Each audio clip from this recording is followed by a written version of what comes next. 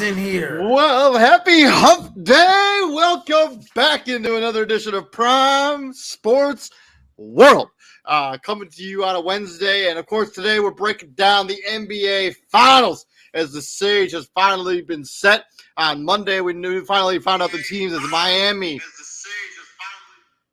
came back in a big way to win Game 7, and I was dead wrong with that prediction when it comes to the Game 7 against Boston, Miami. I predicted that Miami would get run out of the building. If you remember that show on Monday we did, but that for sure did not happen. I was giving you guys all types of hell. And so, yeah, Miami advances to the NBA Finals. We're also going to talk about the offseasons for the Boston Celtics and the Los Angeles Lakers. And then we're going to talk about the kind of surprising move that Bob Myers stepped down yesterday. So we're going to talk about all that stuff here on today's show. David Huppman right there is Mr. CEO, Israel Rivera. TJ Hopkins should be joining us here momentarily as well. So thank you very much for checking us out. Please like, share, and subscribe to the podcast. Yes, it is time to watch the hottest show on Facebook. Tomorrow, we're going to be doing the Carolina Panthers season preview. As yesterday, we started our season preview episodes with the Atlanta Falcons. I actually predicted they would go 9-8 and make the playoffs. The Atlanta Falcons. I know. If you want to go back and watch the justification why I felt that way, go back and watch that episode. It's only about 20 minutes long. It's an easy watch. So go check that out. I'm definitely going to go back and watch that. I missed that. Man, so real quick, down your throat in the comments. So real quick, a recap of that. So Atlanta is going to be one of those teams that are going to be just annoying to play. Like they're not playing like any other team in the NFL. They may run the ball 400 times this season easy. Like they're just going to run it down your throat every single game, and they're going to be very difficult to deal with in the NFL this season. But let's talk about the NBA before we get into the matchup. Welcome into the TJ Hopkins of the show. What's you guys' just thoughts in general of just the playoffs so far before we get into the NBA Finals matchup? The playoffs so far have been amazing. Amazing. Honestly, to predict Miami getting to the finals after they lost their playing game to the Atlanta Hawks, and almost they were 2 minutes away from not even making the playoffs. Against our Chicago Bulls. Imagine if DeMar DeRozan's daughter doesn't have school that next day if she was able to be at that game. We totally win that game. And we should have won that game. And maybe it's the Bulls on this run.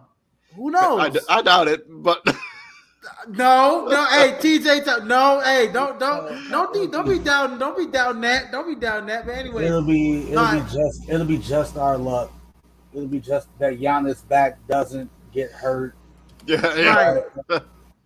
Right. That's just what it goes to show. Like you need a bit of luck. Hey, and honestly, TJ, speaking of luck, lucky that Jason Tatum turned his ankle in the first play. The first play of the game. Yep. All right, you need a bit of luck. Like so, if you're Miami, Giannis has a back injury that usually keeps a player out a month, right? The Knicks are. I think they would. The Knicks. I think they would have beat the Knicks straight up, regardless. And then, like you said, Jason Tatum, first play of the game, turns his ankle, and he was clearly hobbled by it the rest of the way. On the Denver side, what? Minnesota's Minnesota, young and dumb. You go through Phoenix, you go through the Lakers, like that's quite the run. You go through Phoenix. Underdogs, and then two of those three series where nobody thought you'd win that series, and then you sweep the Lakers. All right, Phoenix. What you lose? You face a Phoenix team with no Chris Paul and basically no bench. Yeah. I guess that was quote unquote their break, and then against the Lakers, D'Angelo Russell forgot how to shoot the ball, and comes find out that foot injury that LeBron had was worse than most people thought it was. I think we've always known that. That's why you had the second opinion. Let's get into the actual matchup. So the matchup is set. Number 1 seed Denver Nuggets going up against the 8th seed Miami Heat. The Nuggets obviously swept the Lakers. The Heat beat the Celtics in 7 on Monday night. Either way, no matter who wins this series, history will be made. It's either going to be the first championship for the Denver Nuggets, or it'll be the first 8th seed to ever win the NBA title. Nikola Jokic, Jimmy Butler, the two best players on this team. So just talk about some of the interesting dynamics when it comes to this series. These two teams got a little bit of a history from 2021, right? A couple years ago. Man, that's irrelevant. That's 2 years ago. Hey, meet me in the back. Hey, meet me in the back. Okay. That's irrelevant. That's irrelevant. Like I understand people like it's ESPN. They trying to hype it up. To play it. I'm like, bro, like there's no beef. There's no beef. Yeah, even Jimmy came out and said, "I ain't got no beef with Nikola Jokic." You know, pretty much that was Marcus. Was it Marcus Morris was on the team, right?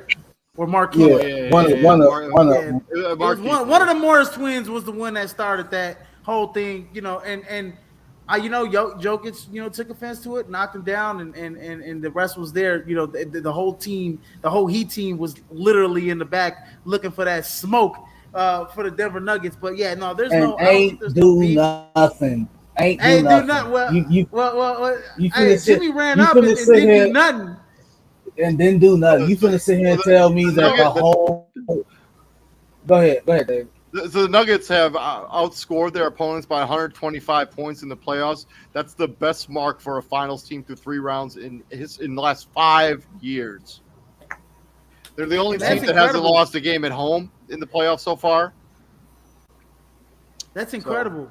I don't see In that Miami changing. Heat, what lowest scoring team? You know what? This is crazy. Lowest scoring team in the NBA, but also the most clutch team, most wins like under 5 points or something like that in the NBA. I don't know. You can fact check me on that. But Well, nothing's come they easy. played 4 of the 8 slowest paced games in the playoffs. 90 possessions or per team or fewer. They did lose 3 of those 4 games. They ranked third in time possession. They committed 1.4 fewer turnovers per game than their opponents. Second best differential in the playoffs. They're also the best fourth quarter team in the playoffs, outscoring their opponents by 16.3 points in the fourth Nothing's quarter. nothing's come easy for this Miami Heat squad. They literally, if they can somehow prevail in the NBA Finals, they're gonna beat 2 number 1 seeds, a number 2 seed, a 4 seed, and Five. overcome all of that, or 5 seed, and overcome all of that. After losing the first playing game, that would be incredible. That would actually put Jimmy Butler, I would say, in the pantheons of not Dwayne Wade, but We'll I'd put him say in the have a hall. better career than have a better Heat career. I'd say that one championship that Jimmy No, had would be a better that career would than put LeBron. that will put him in the hall. He's already. I think he's That would already. put I him in think the he's. Already, hall. I think he might be already in the Hall of Fame. But No. Think so? With But what? I just look at it as being like No. He's already in the Hall of Fame with what, David? With you what? look at his. You look at his career numbers. He's going to be in the Hall of Fame. With 2 All-Star appearances. Like, come on, bro. He's going to be in the Hall of Fame. I promise you. 2 All-Star appearances don't put No, you in the Hall of Fame, man. He's and going the to be in the fact Hall that of Fame. he's gotten the Heat, and the fact that he's gotten the Heat without Victor Oladipo, With without, what major without accomplishment, Tyler David? Hero, What is he getting to the Hall with with? 7 I undrafted mean, Vince Carter made the Hall of Fame. players. What's his major accomplishment? Come on. I mean, Vince please. Carter is a 20,000 point scorer. What are you talking about? Jimmy Butler will be there when he retires. Are you kidding me? Vince He's a Carter- His book is still not. he's a His book is still six-time not all. done. He's a 6-time All-Star. I mean, he will be. He's going to make the Hall of Fame, regardless if he wins the title or not. It's okay, and so yeah, I think but I'm talking about just in Heat franchise history. If he wins this title, he's up there. I think it's D Wade and it's Jimmy. I can't even put him ahead of LeBron. I can't even put LeBron ahead of him anymore because LeBron came on the stage and said not 1, not 2, not 3, all the way to 7 titles. Only went to 4 and won 2. Okay, and had two All-Stars. and left when it started to get hard. Right. So Jimmy's one of the Jimmy just getting the Heat to the finals with this team. He's one of the best Heat players of all time. No Victor Oladipo, no Tyler Hero. Probably their best scorer in Tyler Hero. The fact that he got him here, and the Nuggets are just so difficult to guard. Like they're so efficient on offense. They can erase. They can basically erase deficits like that. I can't snap right off my finger check. Thanos. Like that. Like you can literally snap deficits alone. Like in that game 4 against the Lakers. I mean, they were losing at halftime, and then they just basically steamrolled back and took over that game, and basically the game was over. No. And it's a lot to do with Jokic. I mean, he's just the way he plays. Like he could. Let's shoot go to from the first anywhere. round. Let's go to the first round. The game was it the game 4 where the Timberwolves were up like 12 and they erased the lead in like 2 minutes, in a minute and a half. Like, I mean, that's what happens. I mean, you get a great center. You surround him with some shooting. The guy, people, and you got Jamal Murray, who's playing out of his freaking mind. This playoffs, like he's been probably their second best player. And Nikola Jokic, his numbers, what he's averaging so far this season, have been literally ridiculous. He should have won 3 MVPs in a row, but that's neither here nor there. I guess that's neither here nor there. But I mean, it's him. It's crazy that we Jimmy Butler. He's been the 3rd best player in the playoffs, and arguably Nikola Jokic has been the best player in the playoffs. And they're facing head to head, not the same position, but 2 star players going head to head. This is incredible. We'll dive into it a little bit more, but. So let's talk about X factors. So when we talk about X factors for both these two teams, what do you think is the X factor for like the Denver Nuggets and the Miami Heat? I'll go first. I'll say X factor for me for the Nuggets. I think biggest mismatch that is like Aaron Gordon's gonna have the biggest mismatch in this series, in my opinion, because Bam's gonna have to guard Jokic, and there's Aaron Gordon. You better take advantage of that Max Strus mismatch, or you know what I mean? like that Highsmith mismatch, you better take advantage. Like if Aaron Gordon doesn't average 15 or more points in this series, it's a disappointment for him in this series. He should have the total mismatch because I think you'll see Caleb Martin on MPJ, Jamal Murray, And that's a Jimmy mismatch. Butler. And and even that's a mismatch, right? And then on my side, I know he's one of the Heat star players. I know they're getting Tyler Hero back or whatever the case is, but Bam Adebayo I'm not so sure if they are. He's not the X factor. They said he's going to come back game 3. I mean, They say they ain't say he was. They said he could. There's a difference. He could, yeah. I mean, he still hasn't been approved for contact. I mean, he's still got a ways to go. In my opinion, it's got to be Bam though. Bam Adebayo is definitely the X factor. Well, we already understand that. So, it's not gonna happen. Like, you don't think it's if he plays well, if he can play well, if he can use the speed against Jokic, but Jokic has become really like that narrative that Jokic is not a good defender is kind of he's been debunked. Right.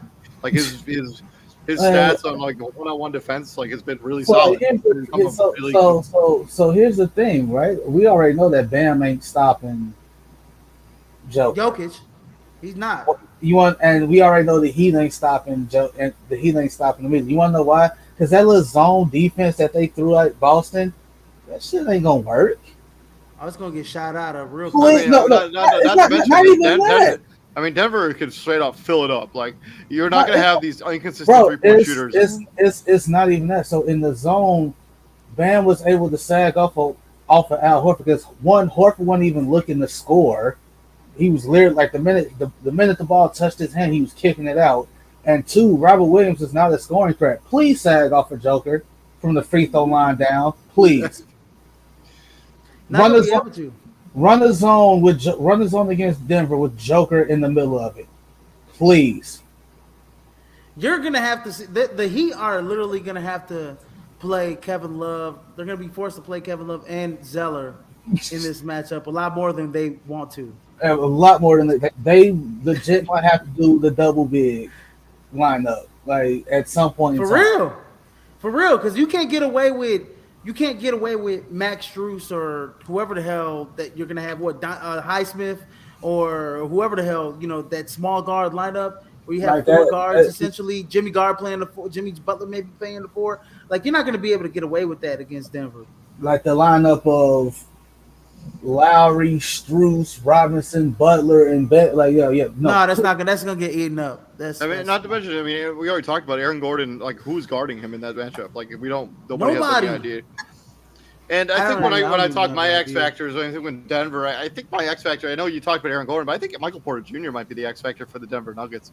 He's also a matchup nightmare for whoever's going to be trying to guard him. Whether it be Caleb Martin or Max Strus or Gabe Vincent, because he's legit 6'10", 6'11". He's a legit 6'10". Like he's a legit 6'10", and Caleb Martin is 6'5". I mean, he's the tallest of those 3 guys I just mentioned. He's just a matchup trouble. Maybe you put Jimmy Butler on him, but then who's guarding Jamal Murray in that instance? I think Michael Porter Jr. for the Denver Nuggets is a matchup trouble. If they do that, that means Gabe Vincent is probably guarding Jamal Murray or Max Strus. He's a pretty good defender. But I think on the Heat side, I think their X factor has got to be Kyle Lowry. He's got to be better than he was in the series against the Boston Celtics because there were times during that series where he was basically unplayable. Like I know he's been dealing with some knee injuries and tagging injuries here and there, but he literally has been at moments during this playoff run, he's been unplayable.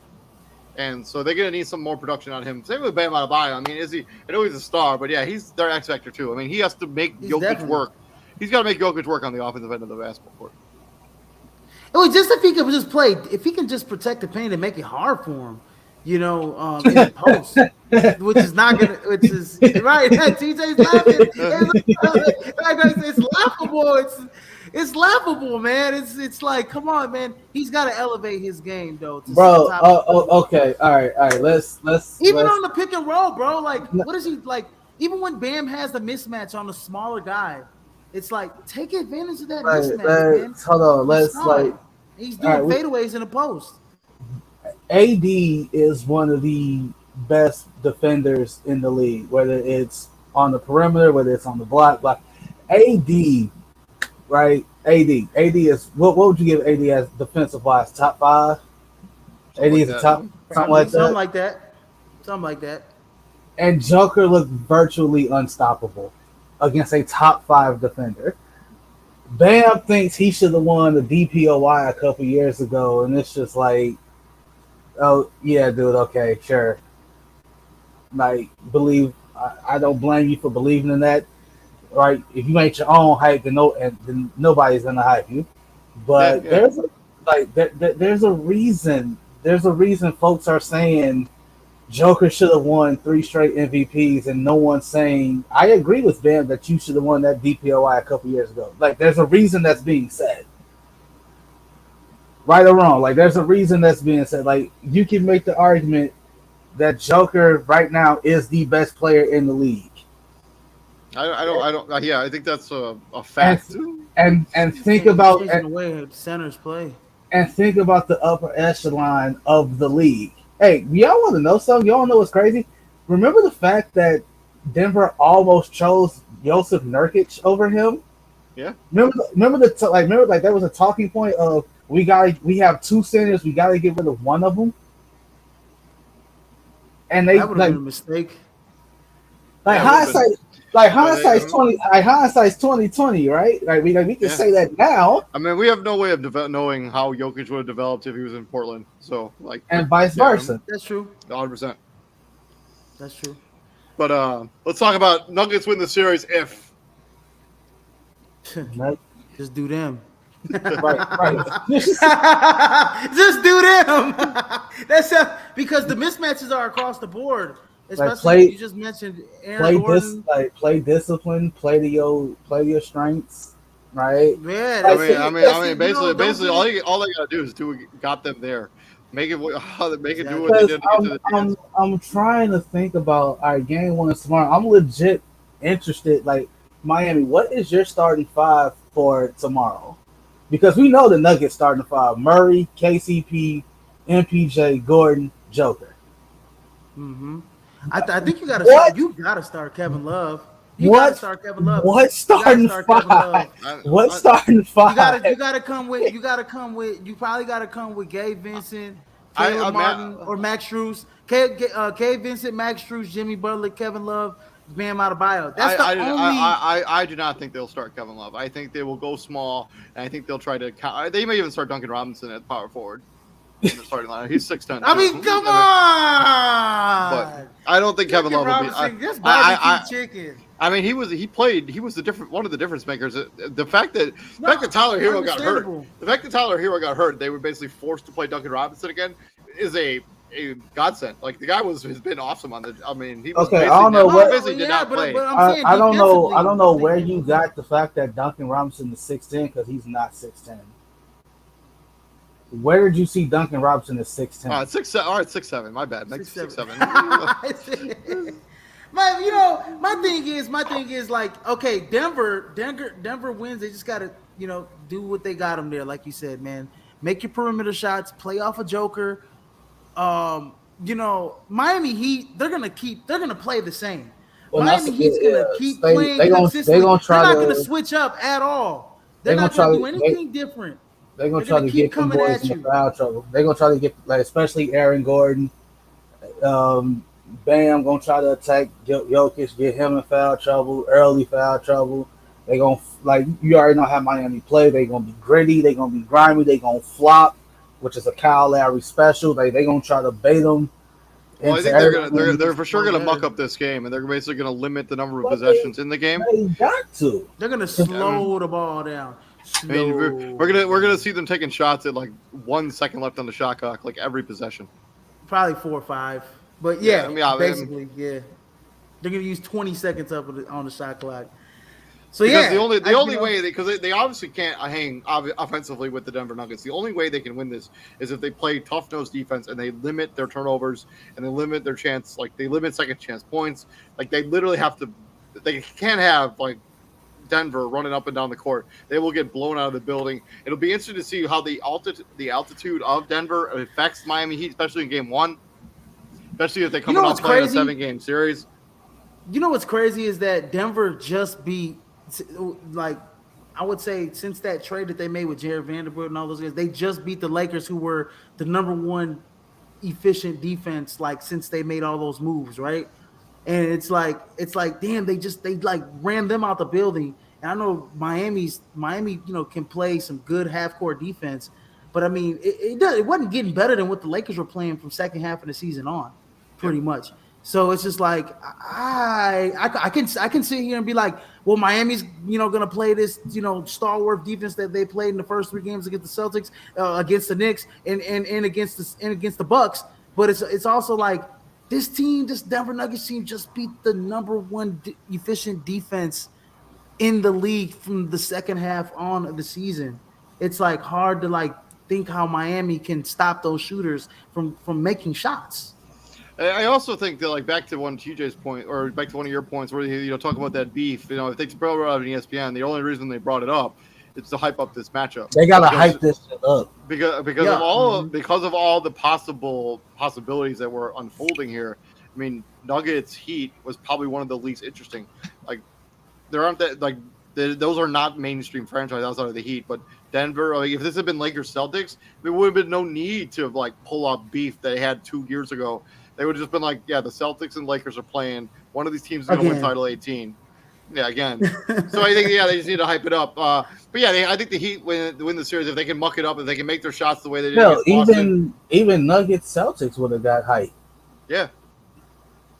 So, but I think the Heat can win. Hey, look, the Heat can win, like you said, muck it up, and also like in the regular season, they weren't the greatest 3-point shooter. But if they can like shoot it out the gym, like how they have, they've been pretty much a really good shooting team in these playoffs. If they can continue to shoot and make the perimeter shots like they have been, they can have a shot at winning a couple games against them. I don't know winning. Like, here's the thing. The one thing that irritates me is like the whole quote unquote experience thing. Like, all right, the Heat have been there, okay, and the Nuggets have never been there. So the Nuggets are gonna go out there and be like, oh damn, this is the finals. We've never done this before. I don't care about all that. I don't care at all. So let's talk about prediction. Serious prediction. I'm going Nuggets in 6. TJ. Same. I'm sweep it. I'm going Nuggets in 6. I can see that he's still in 2. One. Maybe 2 in Miami. Yep. Moving on from there, let's talk about what's next for the teams that didn't advance. Because every year there's a team going to the NBA Finals and there's another team going home. We're going to talk about each of these teams just briefly. Boston Celtics have a lot of question marks when it comes to their future. First, Joe Mazzulla, thoroughly outcoached by Eric Spoelstra in that Eastern Conference Finals. Jaylen Brown's future is very much in question, with him being eligible for that semi-max extension. The question is, will the Celtics look much different next year? What their offseason priority should be? And do you think, like, what's going to happen with this Boston Celtics team? Because I'm with you on the briefly, because I despise when the national media spends more time on the teams that lose versus the teams that win. Like, the Nuggets swept the Lakers, and all they talked about for a week and a half was Laker this, Laker that, Bron injury, Bron retirement. It's like, can we talk about the team that, I don't know, actually won? And yeah, so for Boston, again, I got to make some moves. I gotta do some kind of, I gotta do something. This collection of talent, Tatum, Brown, Smart, right? Like Horford, like they've been together for quite a while. They've had 4 trips to the Eastern Conference Finals. They've been to the finals once. How many cracks can one unit continue to get? Right, you done changed coaches twice. Brad Stevens gone, Udoka gone, Mazzulla in. Right, you done changed coaches. So how many cracks can the same collection of talent get before you realize, like, hey man, maybe we reached our ceiling. Maybe this is it. Like because like it's clear now. Like Jaylen Brown may hate it that his name's always up in trade talks, but Boston has pretty much established the pecking order. Tatum's up here, and you're beneath him. Right? Jason Tatum's the untouchable in this equation. 100%. I think when it comes to Joe when it comes to Joe Mazzulla though, TJ, I think we got to pump the brakes on like talking about, oh, he's not the right fit or the right coach. He inherited, first of all, he's inherited that roster. So that's not really like he hasn't really had the input to actually input some guys that maybe he wants to fit into his style. And then he's a rookie. He was a rookie head coach. Right, and to his defense, he got the job 2 days before, like 2 days before, like, training camp started. Yeah, like he was basically thrown in there. Like he had no time. It was basically Udoka fired. Hey Joe, you want the head coaching job? Wait, what? Yes or no? You want the head coaching job? I guess that's what that was. So like for him to do that and to be one game away from the from the NBA Finals, it's a hell of a job. But you can clearly tell like where they missed Udoka. Yep. Like this series The X's alone. and O's.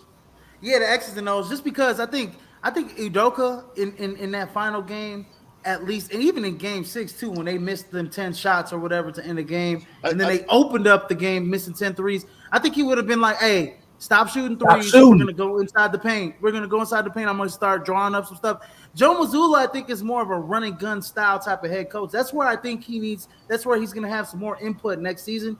I think Marcus Smart gone. I think some of the Hofer gone. I think maybe even Robert Williams, I know some of these guys are on contract still, but I mean, you got to look at, what Joe Mazzulla wants to run, what his offense wants to run. It looks like he wants a run and gun style, nice offense, like nice pace to his style. And those two guys, like Robert Williams, Al Horford, even Marcus Smart, aren't the greatest outside threats when it comes to shooting the basketball. Marcus Smart has 3 years left on his contract. Like, I would be shocked if he was going anywhere. I would love him on the Bulls, though. I'd love Marcus Smart on the Bulls. Robert Williams has 3 more years on his contract. Al Horford has 2 more years on his current contract. That's what they too much. But I think one of the things that like, so I know I put the new CBA impact on the Lakers segment, but it also affects here. So if they, like, let's say the Celtics decide to extend Jaylen Brown and Jason Tatum, they're looking at being way into like the second curtain luxury tax and all that stuff, which means no mid-level exception. It also means there would be picking last in the NBA draft, no matter where they ended up their record-wise. So like one of the things, like, so a couple years ago, when the Warriors had the worst record in the NBA and they had the second overall pick and they got James Wiseman, right? Mm-hmm. If that were to happen now, they would have the last pick in the draft no matter what. That's tough. Because of their payroll. And I think when you talk about to have 600. I'm sorry, Coach. I'm not about to have 600 million tied up in the 2 players.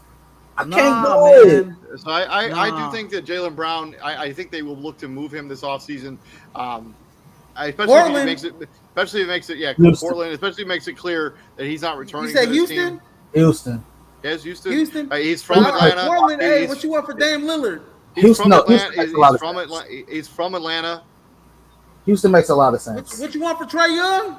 I don't think Trae Young will be part of the trade because it doesn't really help their situation at all. No, but Houston makes a lot of sense. They got the draft capital.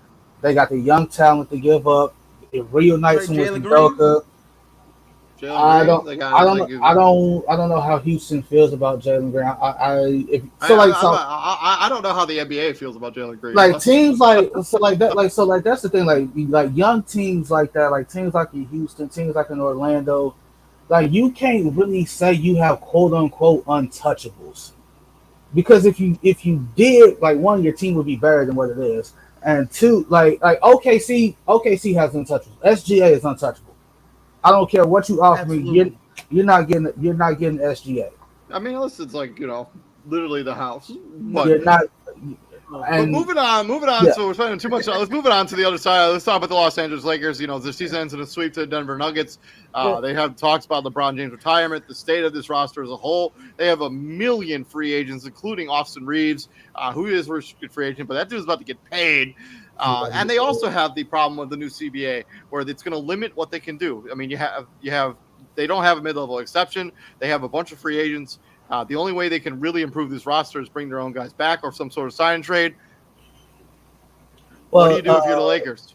I saw earlier. I don't know if y'all saw this, but I got a notification that they want to do a D'Lo for Van Vliet swap. I don't know what else it would take to like. I don't know what else it would take to get that Well, done. it would take D'Angelo Russell agreeing to a contract with the Toronto Raptors, and But I you know, also but that's the thing. Like I don't know what the what you call it the market value of D'Angelo Russell is. Like D'Angelo Russell did not have a good conference finals. Like he did. he was really good in that Warriors series. So like But that's the thing though. So it's like it's the peaks and valleys, the highs and lows. Like you're supposed as the playoffs continue, you're supposed to get better, not get worse.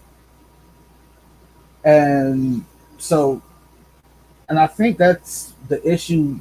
That's my issue with the Lakers. Like yo, like y'all so focused on getting the next big name in, you're gonna lose the guys that you have because you can't make the same mistakes twice, right? You missed out on the valuable commodity like Alex Caruso, and you knew how valuable Caruso was to you, right? Like in that, but like for what it's worth, it's a bubble championship. You can discredit it all you want. Don't matter. It don't take away from the fact that they won it.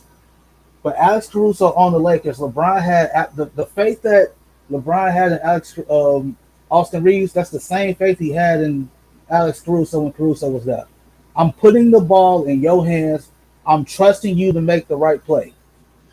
well, I mean, Austin Reeves is a much better offensive player than Caruso. And is. and that's He's the also thing. bigger.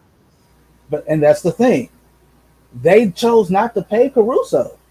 Yeah. And they you can see where they missed him. Because Austin Reeves won this Austin Reeves when Caruso left. He wasn't he wasn't this. Nobody the Kyrie thing is kind of interesting, right? Because no, if you can somehow add Kyrie, oh yes it is, because if you could somehow add Kyrie to this roster, I think this puts you right back in the championship contender. A trio of Kyrie, LeBron, AD. That's definitely so championship contention I right got there. a trio of With guys. Austin Reeves playing the shooting guard position. I got a trio of guys that's gonna play a combined 60 games together.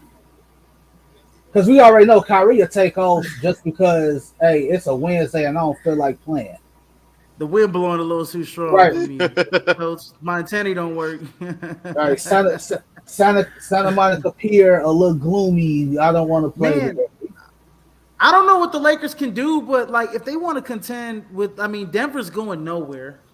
And that's the other part, bro. That's the other part. Denver's going nowhere. They're going to be there to stay for years to come. So you're like the last time you beat Denver, I know they were a little younger. It was 3 years ago or so, but in the bubble. But you need to surround AD with some beef, with some enforcers, right? You need to go get you a guy like a JaVale McGee, a guy like a that's gonna rough and tough around the edges, like that's a muscle like Dwight Howard, somebody that's gonna be able to make throw bodies at Jokic, get him tired, something like that. Let AD roam around defensively at the power forward position. They need to get some more depth at the front court position next season. Now LeBron's retirement, I don't. He better not do this Aaron Rodgers thing, this Brett Favre thing. I think he only did that just to put pressure on the front office because he was like, hey, I can retire, because he's not gonna play for somebody like for the team if it's not competitive. Like no, like he's not. Like he's gotten to the point of his career where he's not gonna be playing on that ain't nothing. And he's gonna go. But it's nothing. And he's right though. It's nothing else with LeGM being LeGM and be like, yo, I can legitimately retire. Like I accomplished everything I need to retire. I've already accomplished everything I'm probably going to accomplish. Like if you don't make some changes on this roster and make some moves here, and because they have a billion free agents. Like I'm not exaggerating when I say a billion free agents. Like D'Angelo Russell, free agent. Like they can extend Anthony Davis this offseason if they wanted to. The same thing with Jared Vanderbilt. Austin Reeves is a free agent. D'Angelo Russell, Rudy Hachimura, who's really important. through several games in this series. So, You got to all right. keep him and also So, Reeves. right. So we know I think priority number one is probably it's those two dudes. Keep Rui, keep Reeves. Rui and Reeves, you got to keep. Priority number two, the LeBron retirement thing. I'm not taking that seriously. I'm not doing it. Yeah. But I hope he doesn't do this No, Aaron like, Rodgers, Brett Favre, I mean, no, Tom Brady Lonnie thing. Walker, a free agent. Dennis Schroeder's a free agent. Troy Brown Jr., a free agent.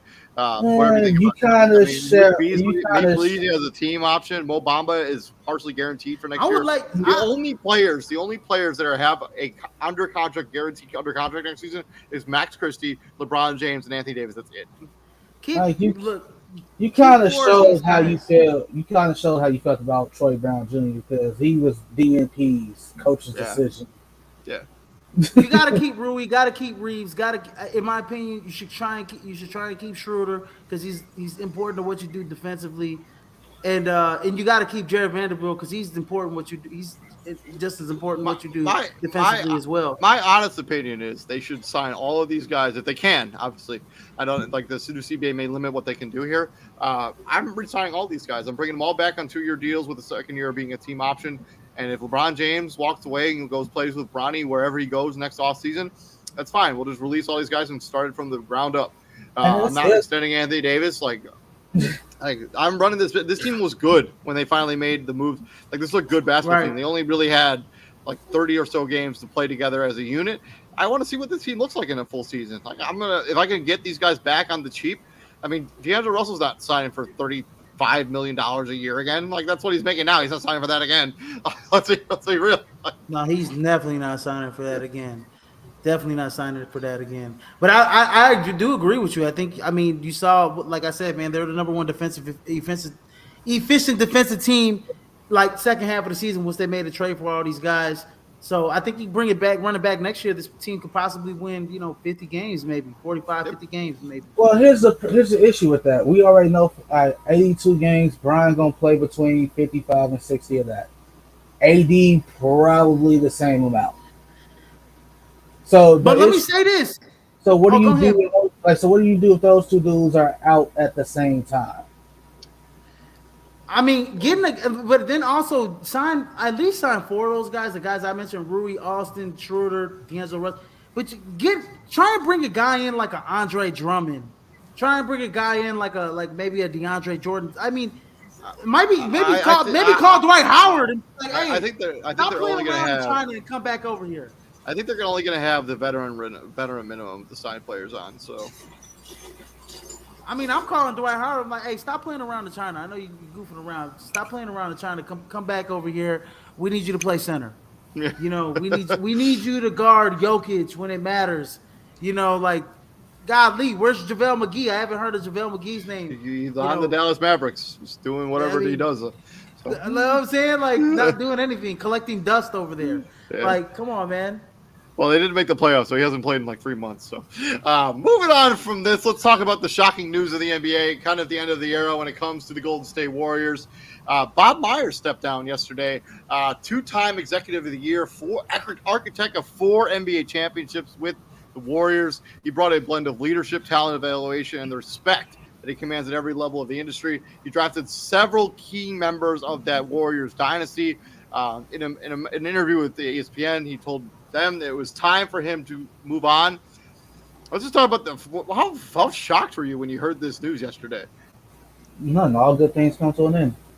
4 championships in 11 years, and I know there's one Warriors fan that's like, oh, but he missed on some draft picks. Dude, you witnessed 4 championships in 11 years. You ungrateful. Yeah, right. He spent 12 seasons with the Warriors. He drafted Draymond Green. He drafted Steph Curry. Drafted Klay Thompson, and he hired Coach Steve Kerr. That's I haven't seen my team in the championship since I was 8 years old. So they can shut the hell up. Okay. I legitimately was pretty shocked. Like I always kind of figured there would be some change in Golden State on the roster side. And and what's crazy is he didn't draft Steph Curry. Steph Curry was the guy before him. Draymond Green was his first draft pick ever. He did a hell of a job. I mean, he orchestrated the hell out of that coming team. over. He he built built the the hell hell out out of of the that team, team. even down to the bones. I mean, I mean, getting rid of Mark Jackson, getting rid of Mark Jackson for Steve He was Kerr there takes for a lot making of nuts. that Monte Ellis decision. Took a lot of cojones too. Yeah, Trading him because that I pissed a mean, lot of Warriors fans off. You chose Steph Curry over over Monte Ellis, Monte. and Steph Curry at the time, his ankles couldn't even hold, couldn't hold up. Like they legit. Do you guys remember the first game after that trade? Like they brought what's the guy's name? Bill. No, not Bill Walton. One of their greats, all time greats. Was it Rick Barry? Rick Barry. Thank you very much. Remember the game like right after they made that trade. Rick Barry had to like get the microphone and go on the floor. Like you remember that? Yeah, like he told him to calm down, didn't he? Yeah. It was like one of the craziest seasons I've ever seen in my life. And like right after it was the game after they traded Monte Ellis for Bogut, who's coming off that bad wrist injury. You got to think, man. Monte Ellis, man. Fans, he was a fan favorite out there. So yeah. I would be pissed too because he was part of that team with Baron Davis and those guys and Steven Jackson. Like he was a rookie on that team that whipped he was Dallas Mavericks on that 8th seed. I got it right here, right? I got it right. Like this article, this from the Athletic, it ranks his best draft picks, right? Draymond Green is 1. Got him in 2012. Klay Thompson's 2. Got him the year before, 2011. Harrison Barnes, 3. Got him 7th overall in 2012. Eric Pascal is 4. I don't agree with that. Kevon Looney's 5. 30th overall. So I forgot about Eric Pascal. He was pretty good. He was a pretty good glue guy for them. Jordan Bell was a second-round pick. Patrick McCaw was a second-round pick. Festus Ezeli. Remember Festus Ezeli, how good he was? Yeah. He was another glue guy on that first championship. Yeah, he was another good guy. Jordan Poole, 28th. Jordan Poole, 20th overall. Some guy that never. I feel like Jordan Poole is gonna get higher than that when it's all said and done. Yeah. So did he miss on some draft picks? Yeah, that's the nature of the game. Find me one GM that's hit on every pick. Did they draft FK Udoh? It's one of the guys they drafted. Yeah, before he was before that. He was before that. No. If they're talking about missed on James Wiseman and Moses Moody and those guys, it's because Steve Kerr's unwillingness to play. But not even those two. Jordan Bell was there for a year and then he was gone. Horrible. And Jordan Bell was drafted by the Bulls and then got traded to the Warriors for cash. Jordan Bell had some knucklehead moments. Remember that knucklehead moment? They were up like 30 points with KD, and he threw the ball up. Yeah. And then the whole bench was like, "Oh." I was pretty shocked in this. So, do you think the Warriors' future money problems is a potential factor for why he wants to step away from this situation? Absolutely. Because the Warriors are about to be in all sorts of problems with the new CBA, the way that they can trade. They'll be limited on trades. They won't be able to bring in players that buyout candidates. They won't be able to bring in they'll have the last pick in the draft every year. Do you think that played a huge factor in the fact that he's you know what? I just need to step away from this. I did what I did. Let them figure it out now. Absolutely. So I know he knew for a fact. He knew that for a fact. All right, this we finna be in luxury tax hell. It's coming, and I could get us out of it, but in order for me to get out of it, I'm gonna need some more money on my contract. Not to mention, you have to trade away a favorite. You'd have to be responsible for trading away Draymond Green or Klay Thompson. I don't think you want to be the guy that makes that decision. And let the new guy make that decision. And as unfair as that is, Warrior fans, you're gonna have to come to the realization that this thing is closer to the end than it is the middle.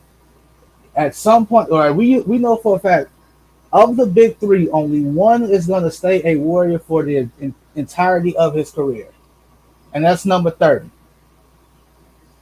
All right, only one of those three dudes is going to finish his career as a Warrior. Draymond going to play somewhere else. Klay going to play somewhere else. Because at some point in time, I'm like, I done took pay cut after pay cut. And Lakem, I think Lakem is getting a little tired of paying all of the luxury taxes he's paid on this roster. Like now, I understand, like that's the price of winning, but at some point in time, what good is it if I'm just I got you three, right? But now the talent around y'all ain't up to par, and What Jordan do you? Poole has looked mentally checked out Yep. ever since the punch. So let's talk about the Warriors. What do they do from here? The word on the street, and what I read on the ESPN article, what I kind of pulls a lot of this information from. Joe Lacob, who's the owner of this team, is going to make his son. He wants his son to be more involved in the day-to-day basketball operations. It's down to his son or Mike Dunleavy Jr. So as we'll see. the heir apparent to Bob Myers. I think it'll be Joe Lacomb's son. I think he will be the guy that becomes the GM of this team, president of basketball operations, and he's going to have to make all the difficult decisions on what to do with this roster moving forward. Like, who do you bring back? Who do you move off of? What happens in the future? I don't know, but I said like only one dude is gonna finish his career a Warrior lifer, and like all three of them are gonna get all three of them are gonna get the accolades. Steve Kerr gonna get his recognition from the Warrior organization. Steve Kerr gonna get something. I don't know what. Hall of His, Famer. When it's all said and done, this Warriors run is gonna have 5 Hall of Famers. Myers in the Hall of Fame, Steph, Clay, Draymond, Steve Kerr. Steve Kerr. All in the Hall of Fame. 5 guys. Iguodala? Debatable. I think it's close. Debatable. He's got four rings too. I mean, Kevin Durant's going to be in the Hall of Fame. Robert Ory's got 5. So Ori got 7. Ori got 7. Yeah, 7. I forgot about the Rockets. I forgot about the Rockets. Robert Ory doesn't have a Finals MVP though. Robert Ory is also not a Hall of Famer, so like that's not true. That no matter, no matter I'm just what. trying to make the point though that like he said 4 rings. I'm like Robert Ory got what 7 rings? You just 7. said. Andre Iguodala is a much better player than Robert Ory. Yes, but come on, I legit would not be shocked if Andre Iguodala makes it in the Hall of Fame. I legit had if he claimed he was from like another country like Nigeria or something like that, no, for real though. I'm serious. Like if he was like a foreign player, like look at Sabonis made the Hall of Fame. He came over when he was old as dirt. He still made the Basketball Hall of Fame. Because it's the Basketball Hall of Fame. Like what Sabonis did internationally goes towards that, which is why I think the NBA should have their own Hall of Fame. I think it'd be hard to break away at this point, but that's a conversation for a whole other. But before we go, like I think it was like this past year's Hall of Fame class. This dude I went to high school with, he was like, another year of Robert Ory. I'm like, dude, Robert Ory's never gonna make the Hall. Never gonna make the Hall. He's like, oh, but he got 7 rings. I'm like, okay, and what else? Like at no point, Derek Fisher. He's got 5 rings for Derek Fisher. He's got at no point in time was Robert Ory ever the best power forward in the game. Like there was nothing special about Robert Ory. What he hit big shot Bob. Big shot Bob, baby. I actually think he prefers Big Shot Rob, but that's neither here nor there. But thank you very much for checking us out here at Pride Sports World. In today's episode, we broke down the NBA Finals. We talked about the futures of the Boston Celtics and the Los Angeles Lakers, and we talked about the Bob Myers shocking step down yesterday. Thank you very much for checking us out. I'm David Huppman right there, CEO Israel Rivera. TJ Hopkins, my co-host. Thank you very much. Tomorrow's episode, bringing you the season previews for the Carolina Panthers. And we talk about their offseason and what they're looking like this offseason for this season. And predict their record, as I predict the Atlanta Falcons yesterday to go 9-8 and to win the South. TJ! TJ, do you hear this, man? Hey, I got them somewhere between 7 and 8. At wins, least, bro. not 9 games, at least 7 games, bro. They have still can win the NFC South, though. Anybody can win the NFC South. Hey, bro, I wholeheartedly see 7-8 wins that division. I'm not. That's not far off from 9 games. You're right though. 7-8 games does win that division. But real talk, if I had to pick a team to win 9 games and win the division, it's the He's Saints. going to New Orleans. Me too. But I did pick the Falcons. I just think that they play a very interesting style of football, different than every other team in the NFL. But we'll talk about that more tomorrow when we talk about the Carolina Panthers. Gentlemen, what do we do here at the Prime, my friends? We bring the heat. Yeah, we can use a little less heat. Man, it's humid as hell, man. Hey, it's humid. I look tired because I ain't got no AC in this house. I'm burning up. They need to fix my AC.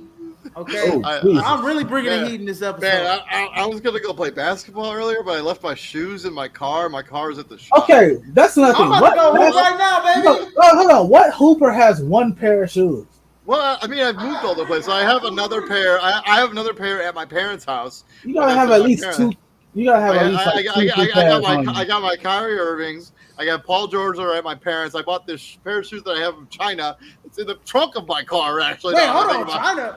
Yeah, I bought it on AliExpress.com.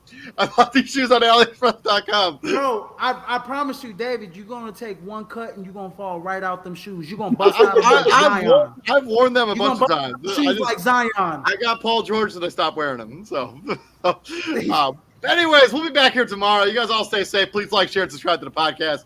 We'll see you all tomorrow. Enjoy. Have a good hoop session, Izzy. Get another pair of shoes. Man, buy me another pair.